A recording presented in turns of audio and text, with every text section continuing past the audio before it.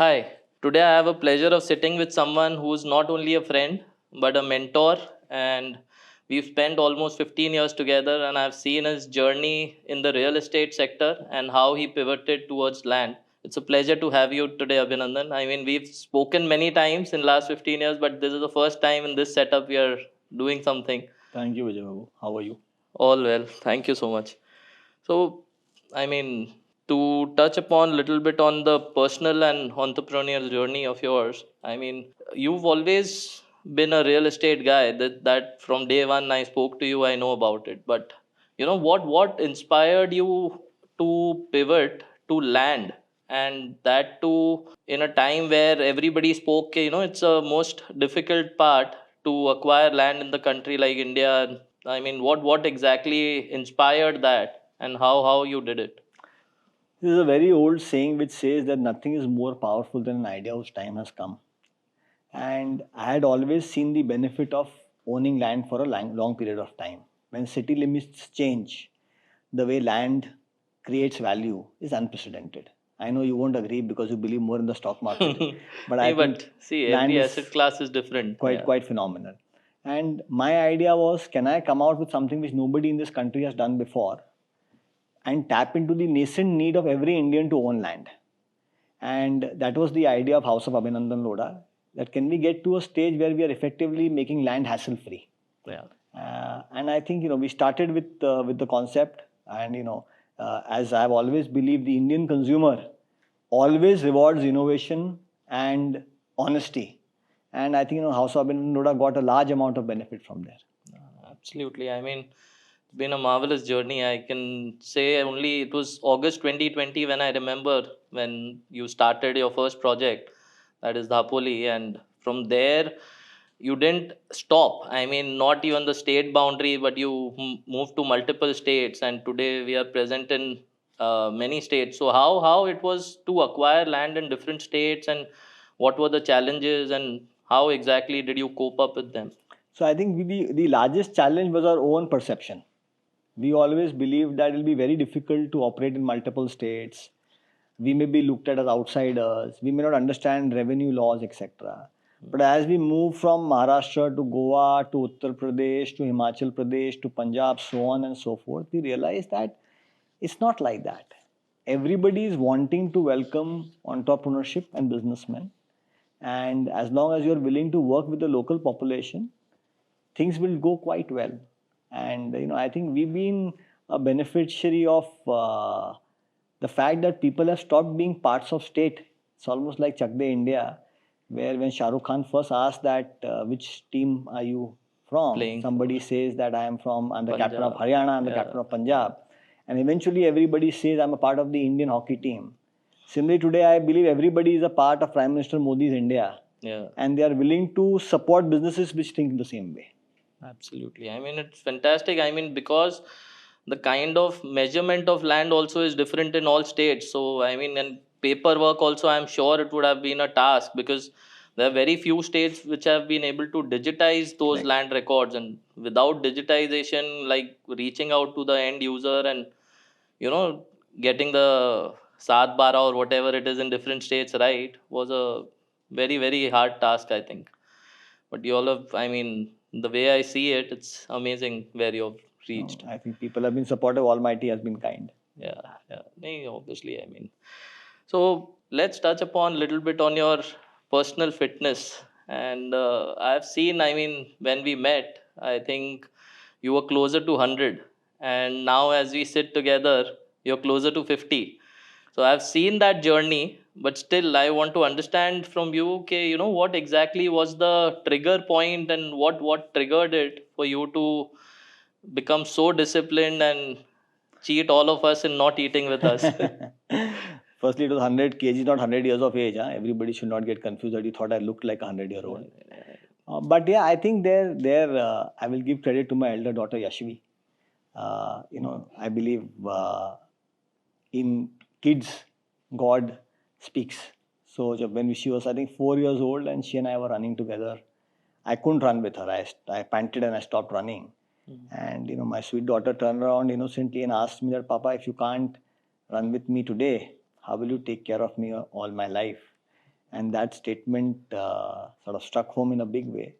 And from there on, I decided that if eventually life is for them, and if it's important to be fit, it's important to be fit. And since then, journey has been good. Friends like you have been very accommodative and helped me down this path. And yeah, it's nice. No. I mean, heading you is different. I wanted to join you in that path, but somehow I lost my thing in between. And I mean, theek hai. I mean, there is always time. So, any advice to the youngsters today who are, the focus time today is reducing day by day with the kind of cinema and the kind of Netflix and everything which is there. And I think the focus time is reducing. So, any advice for them to be more disciplined, more focused towards what they want to achieve and how they can achieve? I mean, a little bit on that. No, ภิjabu, I think today's youngsters are far more intelligent and exposed to the world as compared to you and me. So there's very limited we can advise them, except probably one very small thing, that in the last 1,000 years, there has never been a better time to be an Indian than today. Oh. The global acceptance, the economic power, the stable political leadership, the stability of policies, and the general respect which is there for our nation today is probably unprecedented in our history. And I think today's younger generation has chances which you and I can only dream of. And the consumers available in this country are so supportive of new ideas. My only suggestion to youngsters would be that at times, to achieve the extraordinary, there may be a need to cut away from the clutter. And it's absolutely fine to do that, because the long-term payoff of doing that is just phenomenal. Delayed gratification. I mean, today, if you can do that. Yes. And to add up to what you just said, I also agree. And I would give credit to Modi ji, because what he has achieved with whatever travel and whatever bilateral agreements and everything, he has, I mean, 10, 15 years back, when you used to go outside India, people used to look down upon you. Yes. And now they've started looking up towards you. So that is like those 2 inches of neck movement is a long way we've come, I think. No, I think also not just outside, inside us, the kind of pride which we've got installed now. I think, 2014 and before that, I don't know how we felt about ourselves, but I can tell you today we feel that we are on top of the world. Nothing can stop us. We can conquer the world. So little bit about, how your entrepreneurial journey land we've already heard.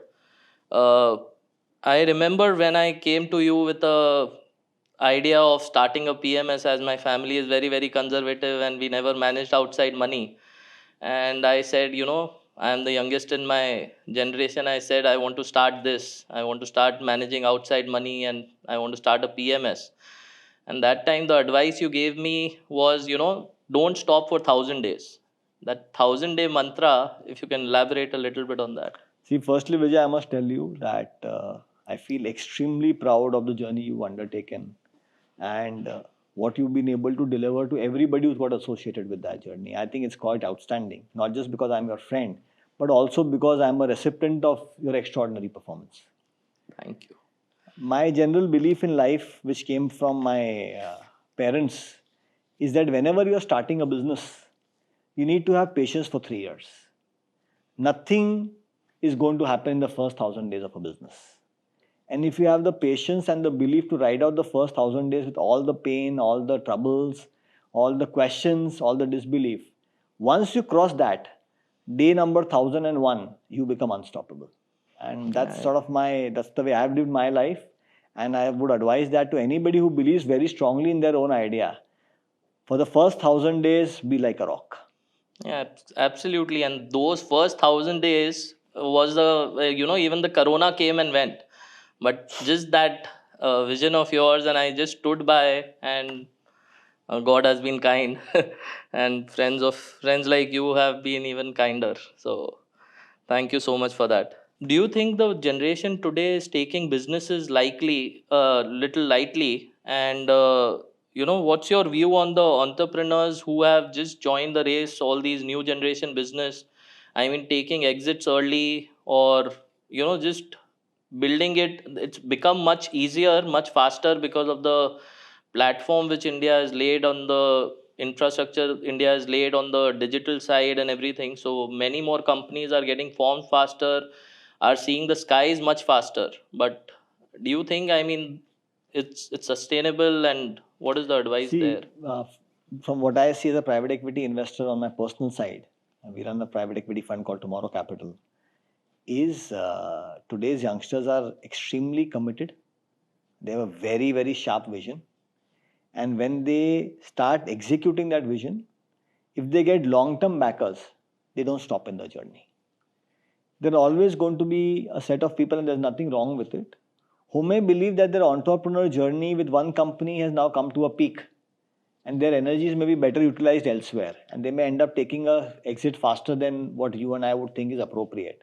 But the fact is, they are taking an exit from a company, not their journey. They're going to take that exit and then move on and form a new company.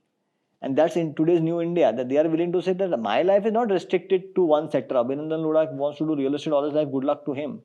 But we are capable of doing real estate, construction, infrastructure, private equity, public equity, the entire gamut of things. Because we are today's India. Yeah, I mean, I'm sure, I mean, to us, as we've seen our fathers and the generation before us, they've been in that one business for 50, 60, 70 years and never pivoted. Yeah.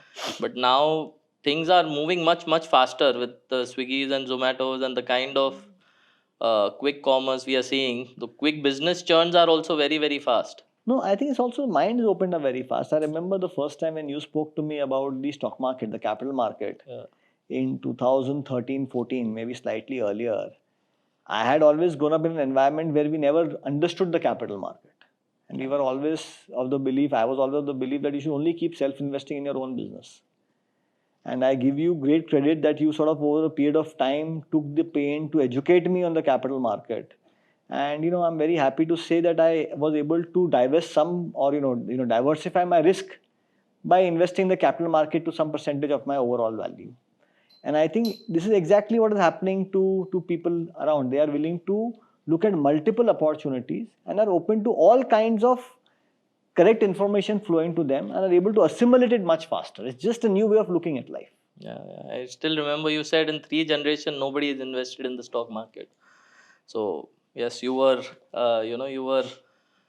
fast enough to adapt to it. And no, I took 3 years. You took the patience to educate me for 3 years, and I'm happy I went that route. So a little bit about risk taking. So we all are taking risk in our respective businesses, but as I have seen, as I already told you that our family has been very, very conservative. We've never borrowed. But you have seen from day one the kind of risk appetite you have.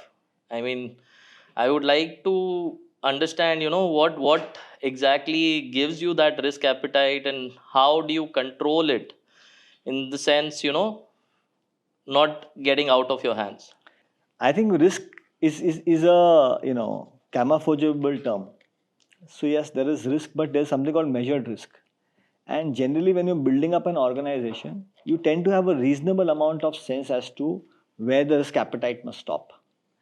I generally have a risk appetite which other people may feel is slightly more than normal, because my belief is that you've got to build businesses with limited amount of capital, but far more on the journey of innovation and entrepreneurship. And that's where I've allowed all my businesses to get built. And that journey by nature itself means you're trying something new. And the chances of going from 0 to 1,000 are very high.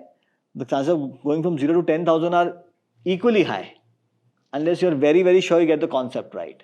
Fortunately, I've been able to get the concept right. Yeah, I mean, obviously, see, there are always divergence in the journey, but to balance that out, and I mean, not every. So, if you tell me, हमको रात को नींद ही नहीं आए, if we are carrying some debt burden, so it's every individual again. So is that also the mental makeup? So when the way I've been conditioned to think is that when you're building an organization, it's collective hunger. It's not only your neck on the line, it's not only your name on the line. It's eventually the entire organization which comes together. So if you've got a phenomenal set of people around you and they sort of get together to execute a specific vision and you see success in that, then you keep on taking what appears to you to be measured risk. Right. Because you are to be actually taking it on, calculative and then taking it on behalf of a large set of people. It is eventually looking at it as if you are the one taking it, but there's a very large team which is backing you to be able to take that kind of a risk. Absolutely. Absolutely. So the way you've taken risk in the financial market, how do you think your appetite is, and where you've invested in few startups also and tried to grow them, and I've seen successfully you grew Xanadu, you've grown Bonito, and now HoABL. So I mean, I have always been a listed space investor and listed equities. So private is again a little bit high risk compared to the listed space. So there, I mean, what exactly do you look at while you're evaluating? So on the private side, firstly, Xanadu is sort of run by my ex-CFO, CMO, 𝗪𝗏𝗏𝗏. There I'm not really part of the growth. I'm more of an advisor to them on personal capacity. But what I've seen in my private equity journey is that you're largely taking a call on the concept of the entrepreneur. If the entrepreneur is very, very clear that this is what I want to do, and he's willing to put his life into it, this is the only thing which he or she does, then the chances of success are very, very high. So we largely bet on the sector and the entrepreneur. And I think we found that that combination works quite well. So similar to the investment year, if somebody is looking to invest in the land for the first time, the way you were looking to invest in the equities for the first time. So I mean, there, what would be your advice to people who are looking to invest in land? So I'll give you my advice on the public market side to tell you why I'm giving this advice on land. So I got introduced to the public markets by you in 2014. And then by 2018, I thought that I'm now smart enough to understand everything, and I started going into something called futures and options. Wow. Without getting expert advice. And I lost a tremendous amount of mental peace and some amount of capital before I understood that something is best left to experts. So my risk appetite on the public market side is only limited to identifying the right people whom I can entrust with my money. Right. And because the journey ahead of that is so complex and so detail oriented and requires such a focused mind that it is not something which I am capable of for sure. And similarly to anybody sort of interacting or trying to buy land, if you are buying land for self-consumption, should do it maybe on your own. If you are buying land for intergenerational wealth and long-term investment, go to the expert because it is very complex. Yes, I mean, I was not the one to introduce you to future and option. I mean, we stopped it back in 2007, but I mean, good you understood that and exited it early on. Yes. I think it taught me that there is an expert for everything. Yeah. How do you see the evolution of ownership in land over the next decade? I mean, today you've already opened the doors for the next generation, and many people, I think, in the way I look at it, there's one person in the family who is very, very attracted to the equity market as I see it, because I usually connect with those people. But there is one person in the family who is looking to create wealth over, real estate also. So they usually want to target land, but because it was very difficult early on to acquire that, now when you open the gate, so how do you think in next 10 years the land journey is going to be for the Indians? So I think right now we are at the cusp of what I would call the start of the democratization of land. Just at the start of that journey. And you will see phenomenal growth in the entire sector of branded land over the next 3 to 4 years. Following which, branded land will allow the evolution of fractional ownership. And eventually you will see land moving to blockchain. And I think that will be the final journey, the way I see it in the next 10 years, that if we can bring land on blockchain along with the government, then the ability to create value from that is unprecedented. So you're forming an equity market of the land. Yeah, I think I'm largely saying that this is not just me. One of the founders of Infosys, somebody whom I think every Indian has great respect for, Nandanji. He recently gave a presentation where he spoke about how a large amount of wealth in India is actually there in the land which Indians own, and how it is very, very important to be able to find the right way to unlock that value. And if you see that presentation, if you see the way he spoke, you'll be able to understand that suddenly this is an idea whose time has come. Land will move to blockchain. Democratization of land will happen in a manner which you and I cannot even imagine today. And we are already moving our foot forward in that direction. We are definitely thinking about it. That's interesting. I mean, I never thought it that way. Okay, land also could be, tradable. You're saying when on blockchain, you are meaning that every piece of land will be having a title which will be clear from government's perspective, from a legal perspective, and ownership perspective. It will move there. You see, there's a recent report in the US by one of the big IPCs which talks about how the fractional ownership and tokenization of real estate is going to grow 38% compounding for the next 12 years in a mature market like the US. India is going to be the world leader in 2050, 2047. It's probably going to be the largest or second largest economy in the world. Land is the largest amount of investment most Indian households have. So we can't get to that journey without doing this. Yeah, absolutely. I mean, if it happens, it is going to be transformational. It will happen. It's not if, it's when. Okay. So again, I mean, to little bit of how you choose in terms of your partners, in terms of your partners in real estate also, in the financial market, or wherever you invest. I mean, what is it that you look in people when you meet them and you want to associate with? What is it that you usually look at? So one thing is very, very important, whether people are relationship oriented or transactional, and how committed they are to what they do. Is it as important to them as it is to me, or is it more important to them than it is to me? If it's less important, then is there a role I am playing in making it more important? But as a mindset, I am far more focused on relationship building and business growing from relationships than anything else. Yeah, absolutely. So, yeah, I agree with it. I mean, what you said. No, I think it makes life easier once you develop a rapport and a trust with a person. For example, with you right now, whenever I have to make an investment or larger allocation in the public markets, I know there are one or two people I need to call. I don't need to think beyond that because the relationship has gotten built and you sort of seen that is as important to them as it is to you, or probably more important. And then if any recommendation comes from such people also, you can take away any worries you have and look at it only in the purview of that recommendation, not thinking what is the hidden agenda in this. And I think the ability to look at it in that way really saves you time. So it's basically for every sector or for every investment vertical, you have your trusted people where you believe in, yes, and you would absolutely. like to continue with them. Yes. Even if something comes from anywhere else, you would want to get it vetted from the absolutely people absolutely. who are already. And long-term it is relationships which sort of create the maximum amount of joint value. So with the experience in the luxury sector and experience in the land now, I mean, how do you see, this is all company based, how do you manage your personal wealth? I mean, your family office, or so to say, you have different verticals to invest, but there must be some portion where you might be looking directly in. No, as a rule, my wife, who's far more intelligent than me, has completely kicked me out of my family office.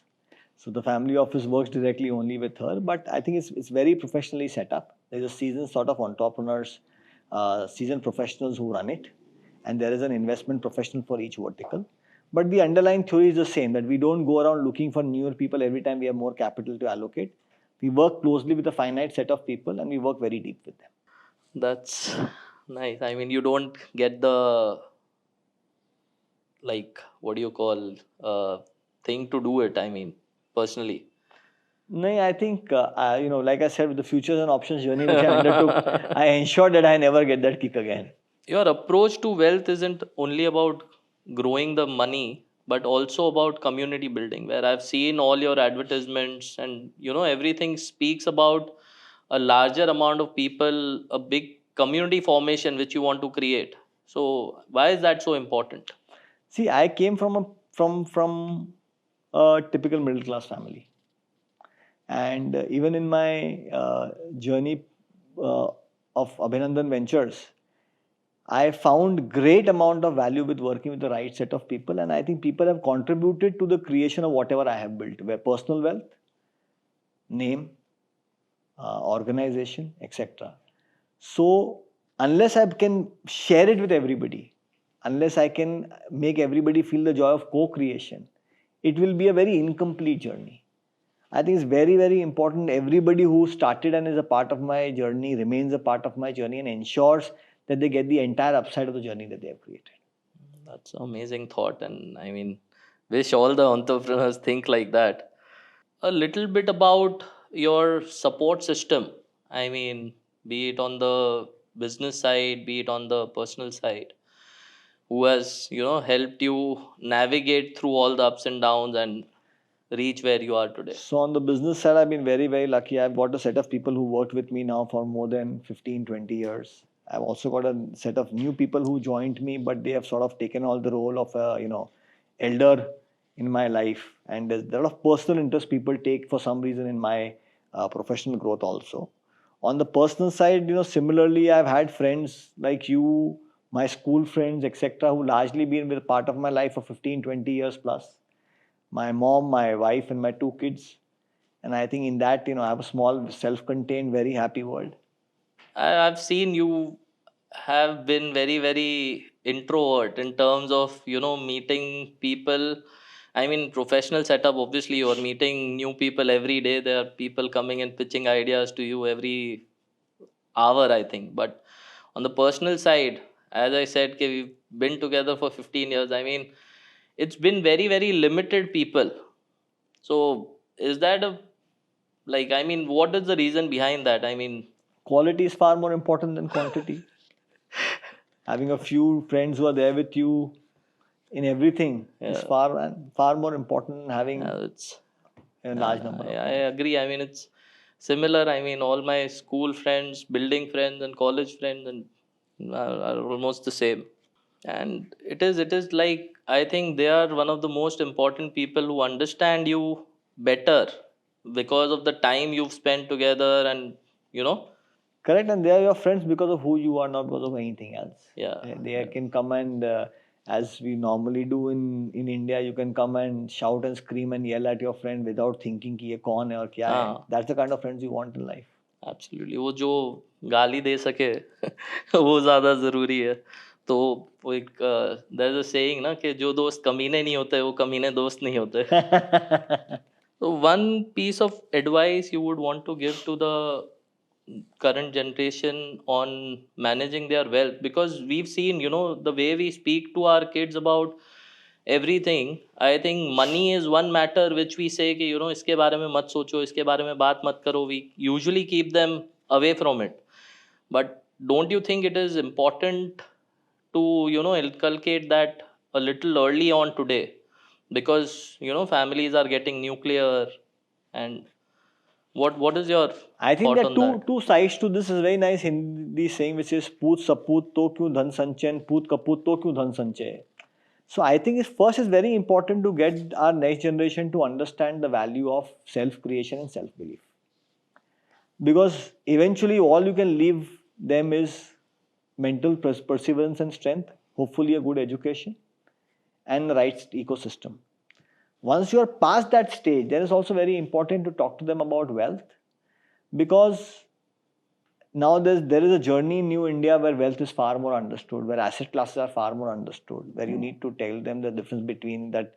You need to have your risk diversified. You can't have all eggs in one basket. Public market, private market, gold, land, real estate, all of it is a part of what you need to do. So of course, I think that conversation is very, very important, but it should happen after they realize that large amount of their value is going to come from themselves. Yes, I agree to that, but what happens, I mean, I think it is a little more important to, tell them about business, tell them about, where they stand. Because now the way, people are and the way they are in school and everywhere else, the kind of inferiority complex which is created because of certain things. I mean, if you are able to tell your child where he stands, or I mean, how can you do that? I don't know. So I'm just asking from how have you dealt? I think see, in my mind, children today are very, very intelligent and far more aware of the world around them. So, as long as you have as a parent have an open line of communication with them, where they can come and discuss all their issues with you, all their troubles with you, anything which bothers them with you, then you'll be in a position to get the reaffirmation from them into them. You don't need to really do it. They have enough self-belief. You just need to make sure every time there is a problem, you're able to go there and tap into self-belief again.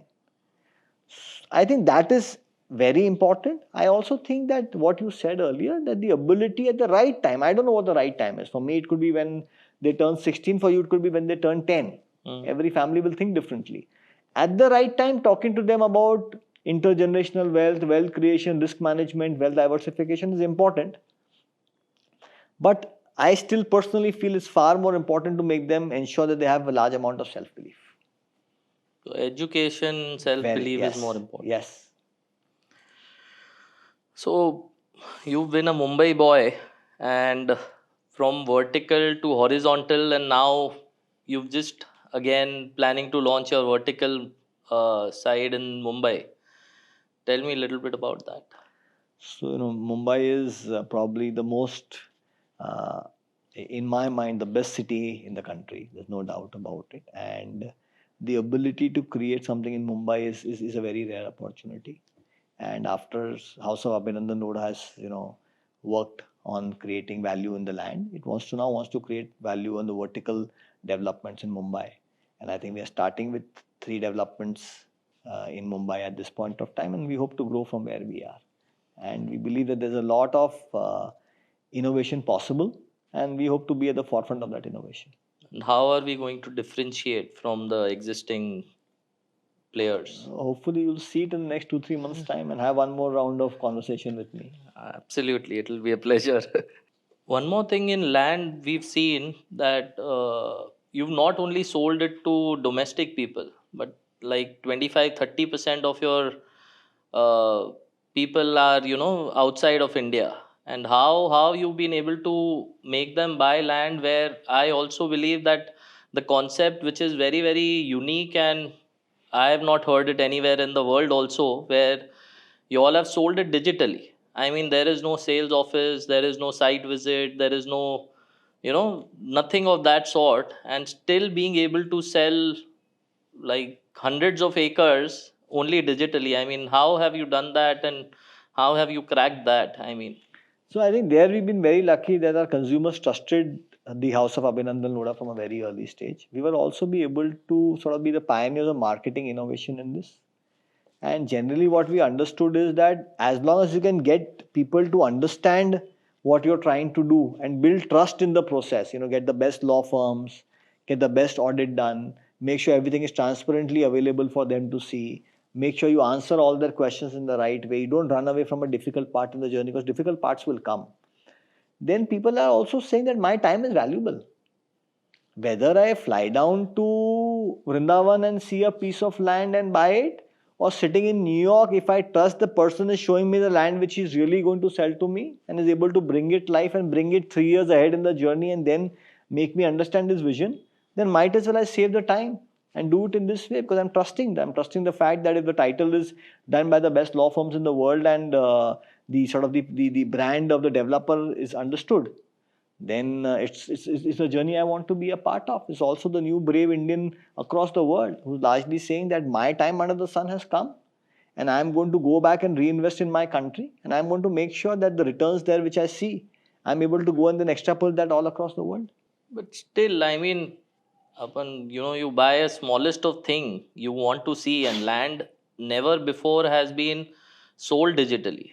So I mean, what were the challenges, what were the questions, and how you dealt with people who must have bought Ayodhya ji mein, jaise people must have bought land worth more than 5 crores, 10 crores, 15 crores, and without even looking at the land parcel, or without even looking at the the land itself. I mean, how you've been able to convince them to invest such large amount of money? I think it's firstly believe that this is the only way to work. So when I started the house of Abhinandan Lodha, I realized that the only way to scale the business was to make it non-physical. If I was to build 100 acres in Vrindavan, then the past history would tell me I will take 10 years to sell it. Because everybody will come with a large desire to see many things around, and then will go into a elongated decision making process, and then some local guy will come and tell them something else, and then some other broker may say, why are you paying so much, I can get you the land next door for this, without really explaining the issues. Yeah. So we fundamentally took a call that we are solving 4 problems: the problem of title, the problem of possession, the problem of approvals, and the problem of liquidity. And there is a set of people who will understand that if I am solving those 4 problems and I am doing it in this way, then they are willing to participate in that journey. It doesn't mean that everybody I talk to buys land from me.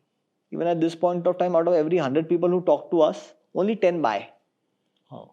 The remaining 90 may not be buying because they are not ready, because they don't want to do digital only, because they want to buy later, because of any other reason. But we are very clear that this journey of 10 will eventually go to 40, 50, and the 100 which we are seeing today is going to become 10,000. Because as people experience our delivery, as people experience the value we are creating, they will trust more and more with us, because the Indian consumer supports on entrepreneurship. And that's an exceptional way to do it, and I hope you get listed soon. I mean, because as I said, okay, it's in my blood to do listed equities. So, I mean, have you already started work on that part? No, not at this Not point. yet. I will tell you, since you raised that question the great man has been kind enough to allow me to use his name when it comes to Ayodhya ji. So I'll give you an example as to how people participate. I was in Australia in December 2023 for a small break with my family. And I got at 3 a.m. in the night there, which must have been morning in India, I got a missed call on my phone. So I didn't receive it. I got a second missed call. And if I remember right, I got a third missed call. I said, who's calling at this hour, Then I got a message. And the message said, Abhinandan ji, this is 𝗵𝗶𝗷𝗆, please call when convenient. Are you kidding? I'm telling you. So when you see 𝗵𝗶𝗷𝗆's name, you stand up on the bed. Every Indian wants to be 𝗵𝗶𝗷𝗆. Yeah. And I called him and I said, Saab, sorry, I missed your call. So he of course inquired, how are you, etc. And then he told me, Abhinandan ji, मुझे अयोध्या जी में ज़मीन खरीदनी है और आपके लोग मुझे ज़मीन दे नहीं रहे हैं, एंड मैं उत्तर प्रदेश से हूँ, एंड मैं बहुत प्राइड से इस जर्नी का हिस्सा बनना चाहता हूँ, एंड मुझे कुछ नहीं देखना है, मुझे पता है कि आपका नाम है और बाकी सब कुछ ठीक है, अप्रूवल्स आपके पास में है, तो आप उनको बोलिए मुझे 10,000 फुट जगह दे दें और मैं कल सुबह पेमेंट भिजवा रहा हूँ. आई टोल्ड हिम, सर आपको पेमेंट भेजने की ज़रूरत नहीं है, आपने बोल दिया तो उतना बहुत हो गया. But you see, next day morning before I got up, he had wired the money to my account. Wow. And without seeing the land, without asking a question, because he said, this is the journey I want to be a part of. I believe that land can be sold like this. And I believe that if I come at the forefront of this and actually do it, then everybody will understand that I walk the talk. Yeah. And if he can do it, it just shows that India is changing. Absolutely. Absolutely. So, I mean, to end this conversation, I just wanted to understand from you, okay, I mean, I remember speaking with you 10, 12 years back when we were like 32 or something, and you said, okay, you were planning retirement at 40, and now we are sitting at 44. Always 8 years away. Always. So the next retirement age is 52 now. No, I think the journey in House of Abhinandan Lodha has been so wonderful and so enjoyable. And along with that, I think as I've grown older, I've also learned the value of diversifying and doing things a different way, that I want to work till the day I die. There's no doubt about it. So I can only say that I'm already seeing it in my house. My father, who's turned 81 and still works more than me. He goes in the morning at around 11 and comes back at 8. So, yes, we have to learn from that. And lastly, thank you so much for taking out time for a conversation like this. Little bit advice for me, where so we as a PMS we've started very small in 2018-19, and we've almost touched 500 crores as we speak. So the journey up till now was very nice with the support of all the friends and family and people. I wanted to understand from you, for the journey from here to 5,000 is going to be a bigger task. So any advice? Just do what you've been doing so far. You're very honest, you're very transparent, you don't have an agenda on the side, and you are able to come and bring the best interest of the client to the forefront, even if it means detrimental to your short term interest. I think people have seen that. The reason why you've been able to do the journey without really reaching out in any large way, without having a distributor of any nature, is because you've earned that belief in yourself from people with your behavior. And it is going to multiply, Vijay. It is not going to, there's nothing which can stop it because of who you are. So as long as you remain who you are, that journey is not very long away. Thank you so much for those kind words. And I would give the credit to my family, my grandfather, my father. I've just seen them and done things in a more transparent way. They've always taught me certain ethics, principle by which you should go, and I've just followed their footsteps. And thanks to people who've joined me in that journey, like you. And Abhinandan, Ayodhya ji has been, the largest launch which we've seen in last 1.5 year, where with the Ram Mandir opening, I think our first phase was launched, and it was on a large scale. And to my understanding, which I've seen, UP is one of the most populated state. As we know, there are more than 25 crore people staying there, and acquiring land there with the kind of mafia and everything around.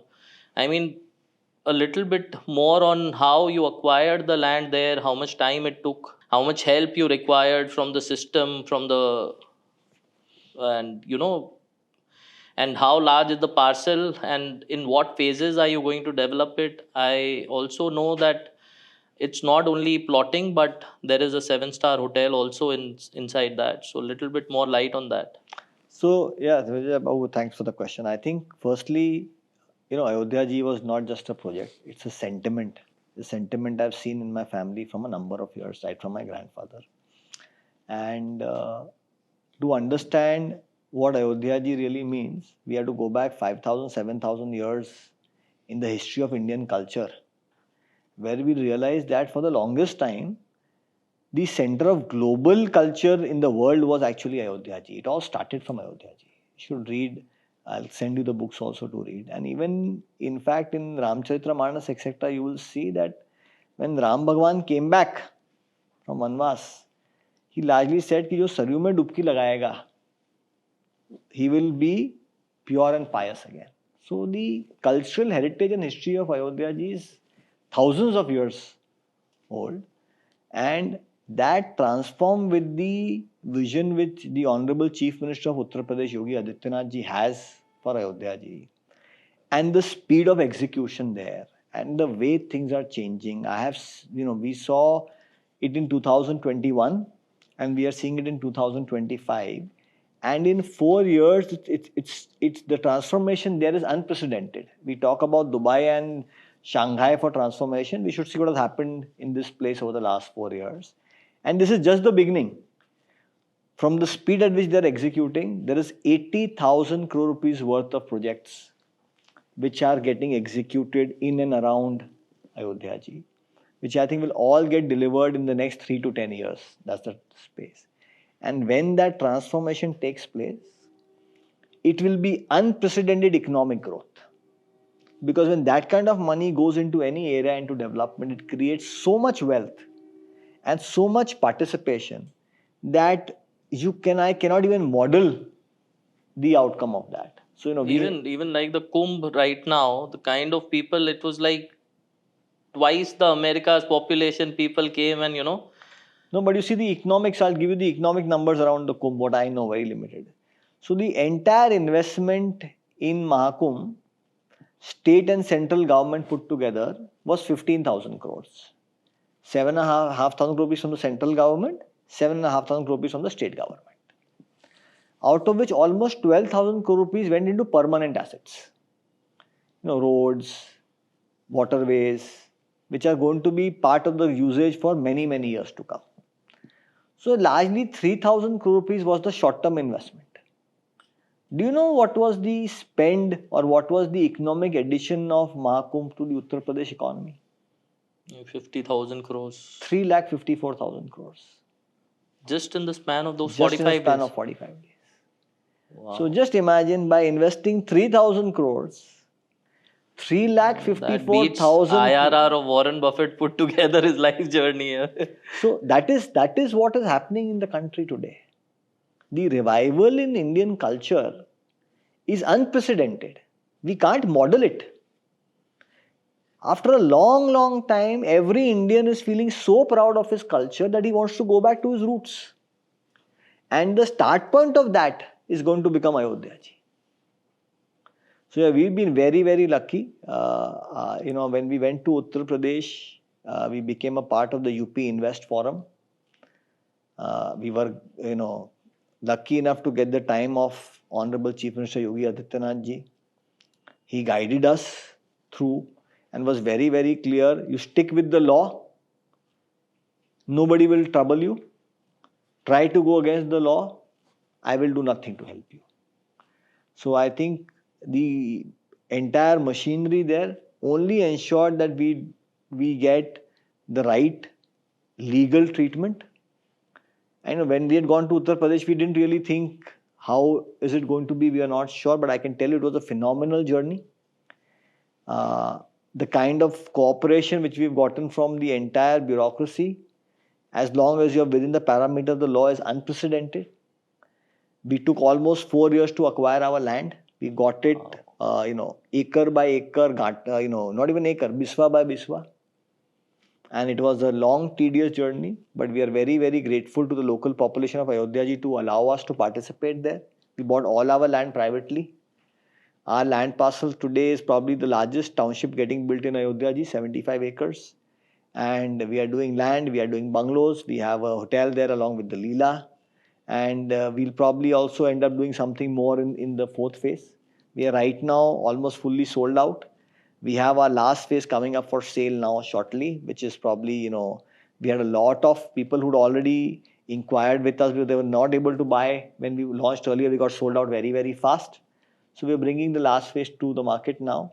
And I can tell you that it's a matter of great pride as a company that we are a part of that journey.